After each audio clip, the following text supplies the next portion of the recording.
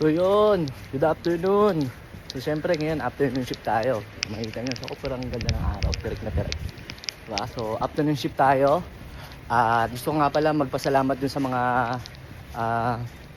bossing na rin at madam na bumisita na itong weekend. So yung nakaraan si bossing, di ko nakilala di ko nakuha yung pangalan niya eh. So binati niya ako nakaraan, pumunta rin siya. Tsaka si madam. So thank you mga boss tsaka mga madam na pumunta sa store.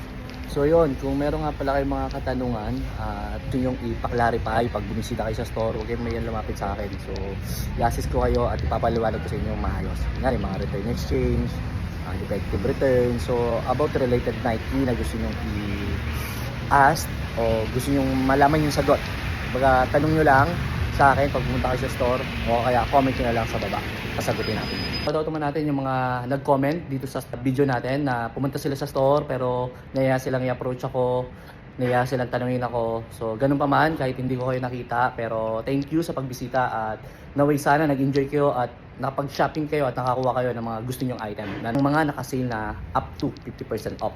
So kung gusto niyo mga ganitong video, follow nyo lang yung page natin at lagi ko kayong i-update kung ano yung mga kaganapan natin dito sa Nike Singapore.